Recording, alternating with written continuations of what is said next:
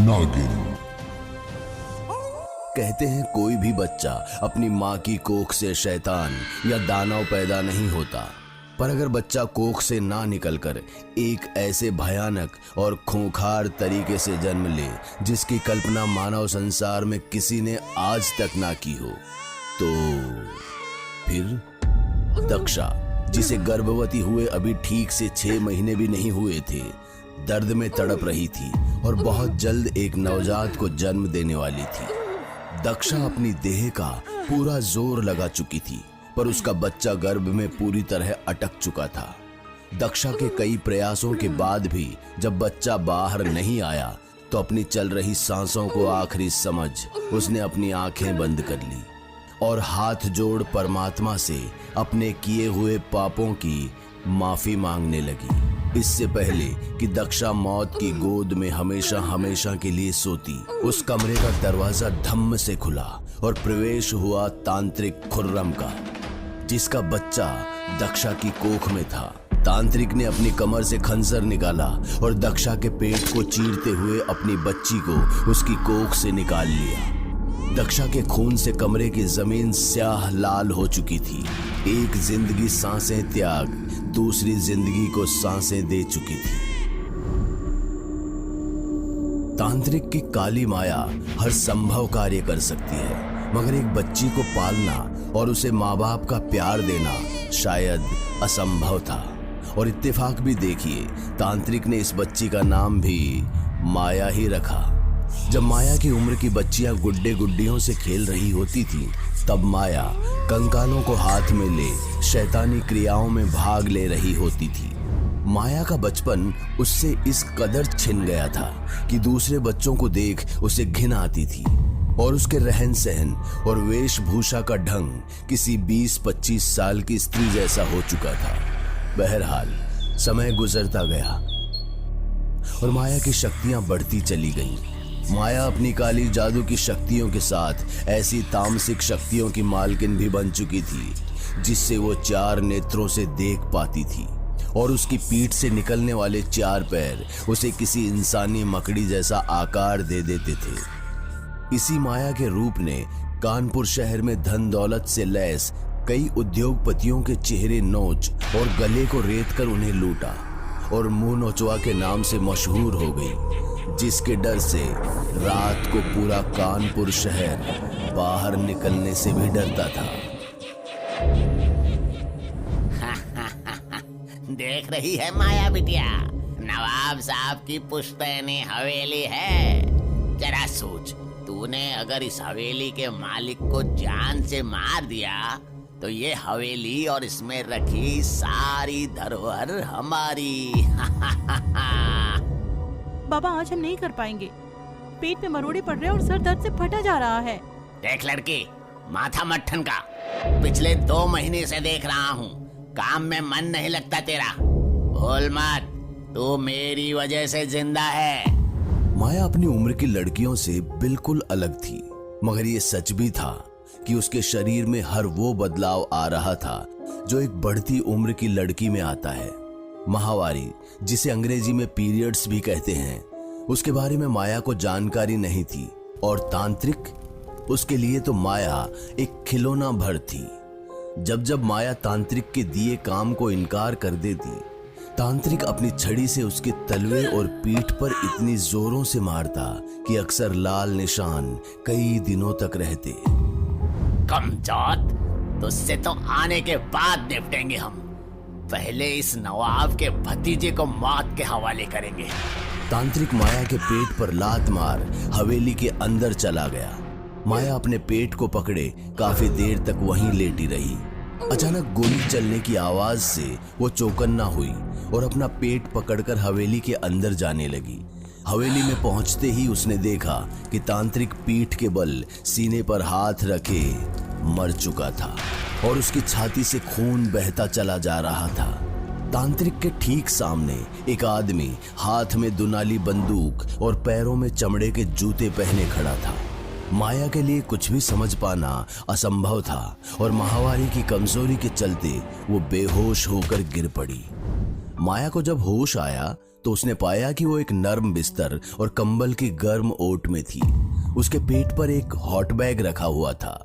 उठने की जरूरत नहीं है, लेटी रहो और परेशान मत हो, तुम यहाँ महफूज हो। तुमने तांत्रिक को मार डाला, जानते हो कौन था वो? मुझे नहीं पता वो तुम्हारा क्या लगता था, मगर मेरे लिए वो मेरी बहन और उसके बच्चों का कातिल था, और न जाने कितने मासूमों का। जो आदमी एक लाचार बच्ची पर हाथ उठाए उसे कोई हक नहीं है इस दुनिया में रहने का। और आखिर क्या लगता है वो तुम्हारा? वो आदमी मेरा बाप था, पर बाप होने का फर्ज उसने आज तक। मेरा पैर। तुम अभी आराम करो, कल जो भी तुम्हारा फैसला होगा वो मुझे मंजूर होगा। और कुछ भी खाने का मन करे तो बता देना, इन दिनों ऐसे मन मचलता है।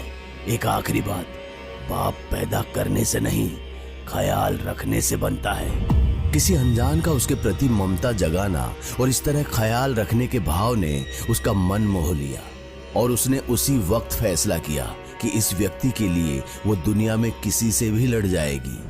अगले दिन जब माया ने उस व्यक्ति को अपना फैसला सुनाया तो उसने माया को गले लगाते हुए कहा, माया, मेरा नाम मल्हार है, पर आज से तुम चाहो तो मुझे अपना पिता मान सकती हो।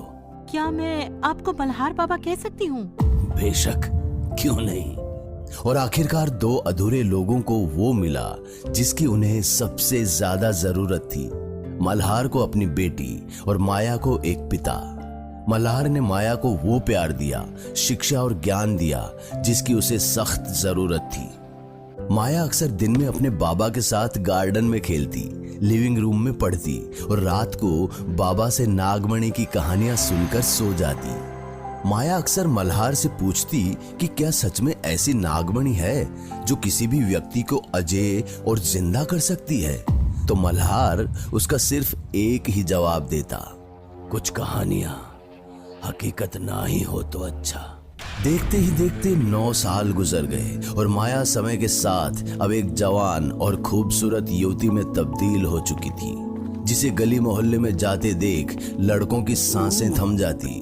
मगर माया के लिए उसकी दुनिया सिर्फ उसके मल्हार बाबा के इर्द गिर्द घूमती।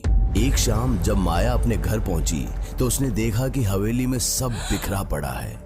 दीवार पर लगी पेंटिंग से लेकर लिविंग रूम में पड़ा चांदी का गमला सब गायब था, और मल्हार बाबा के कमरे की ओर जाने वाली सीढ़ियों पर गीली मिट्टी से सने जूते के निशान थे। माया जब कमरे में पहुंची तो उसने कुछ ऐसा देखा जिसे देख वो घुटनों के बल बैठ रोने बिलखने लगी। मल्हार अपने बिस्तर पर मरा पड़ा था और उसके सीने में एक छुरी घुसी हुई थी। माया ने नजर घुमाई तो पाया कि कमरे में तिजोरी भी खुली पड़ी थी और सारे गहने जेवरात चोरी हो चुके थे। मल्हार के पितृ प्रेम, जिसने माया को काले जादू की दुनिया से दूर एक मानवता से भरी प्यारी जिंदगी जीने की उम्मीद दी थी, अब वो इस दुनिया से दूर किसी दूसरी दुनिया में जा चुका था। माया का गुस्सा हर मर्यादा और सीमा को इस कदर लांघ चुका था कि उसे बदले के सिवा कुछ नहीं दिख रहा था, जिसके चलते उसने एक मंत्र बुदबुदाया और पहले की तरह उसकी पीठ से मकड़ी के 4 पैर निकले और आंखें 2 से बढ़कर 4 हो चुकी थी। और उसके बाद जो हुआ उसकी उम्मीद चोरों ने शायद अपने सपने में भी नहीं लगाई होगी। रात के अंधेरे में शहर के चौक पर मुंह नोचवाने 2 लोगों को इस कदर मारा कि शायद देखने वालों की रूह तक कांप जाती। माया ने अपने मकड़ी के पैर दोनों के सीने में ऐसे धंसा दिए और अपनी आंखों से निकलती आग से दोनों के चेहरे ऐसे झुलसाए कि उनके अपने भी उन्हें ना पहचान पाए।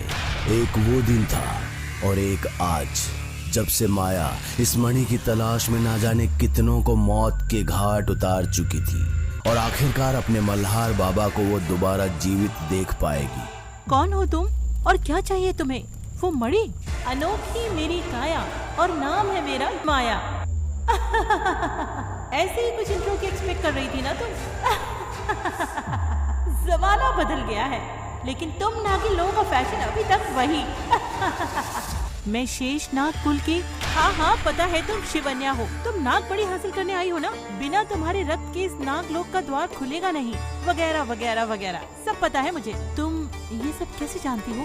मुंह खोलना है तो कुछ ओरिजिनल नया पूछो। क्या वही घिसे पिटे सवाल? बहन मेरी मान तो नागमणि लेने से पहले कुछ अच्छे कपड़े ले ले, थोड़ा फैशन सेंस सुधर जाएगा। बस कर अपने उपहास नादान लड़की, मैं आखिरी मौका दे रही हूँ, चली जा वरना जान से मारी जाएगी। तेरे जैसी नागिन को तो पकाकर नाश्ते में खाती हूँ मैं। माया के इतना कहते ही शिवान्या के सब्र का बांध टूट पड़ा और उसने अपने नागिन के रूप में आ माया को अपनी पूंछ में लपेट लिया। परंतु वो इससे पहले उसे डाकुओं की भांति मसलती माया का पूरा शरीर एक क्षण में हजारों मकड़ियों के एक समूह में तब्दील हो गया, जो उसकी गिरफ्त से छूटते ही इधर उधर भाग निकला। शिवान्या इससे पहले परिस्थितियों को समझती अचानक सारी मशालें जो नागलोक के द्वार के पास पड़ी थी जलकर अचानक से बुझ गईं और चांद भी बादलों में छुप गया। इस गहरे सन्नाटे में कुछ सुनाई दे रहा था तो वो थी शिवान्या की तेज चलती सांसें। शिवान्या को महसूस हुआ जैसे कोई उसकी पूंछ को मसल रहा है, जिसके जवाब में उसने नागास्त्र का स्मरण किया और अंदाजे से निशाना साधा तो सीधा माया की कमर में जा लगा। नागास्त्र माया की कमर में लगते ही नागलोक के द्वार की मशालें अपने आप जल पड़ी और माया, जिसकी 4 आंखें थीं, अब अपने रूप में आ जमीन पर गिर अपनी आखिरी सांसें गिन रही थी। माया को मरता देख जैसे ही शिवान्या द्वार के करीब पहुंची तो माया ने उसके सामने प्रकट हो उसे चौंका दिया। शिवान्या ने पीछे मुड़कर देखा तो पाया कि जो मरा था वो माया नहीं बल्कि एक छलावा था और असली माया उसके सामने खड़ी थी। माया के 3 रूप एक एक कर शिवान्या को हर दिशा से घेर चुके थे और उसकी बदहाली पर जोर जोर से हंस रहे थे। पहली बार शिवान्या की आंखों में मौत का डर था और मौके की नजाकत का फायदा उठाते हुए माया ने शिवान्या के सीने में उसी के नागास्त्र को आर पार उतार दिया। अब तुम्हारे रक्त से नागलोक का द्वार खोलते हैं। अफसोस मेरे प्लान में तुम्हारा काम यहीं तक था। अब तुम हमेशा हमेशा के लिए सो सकती हो। इतना कहे माया ने शिवान्या को उसके बालों से उठा नागलोक के द्वार से कुछ दूर बहती नदी में मरने के लिए फेंक दिया। आखिरकार माया की सालों की तलाश समाप्त हुई।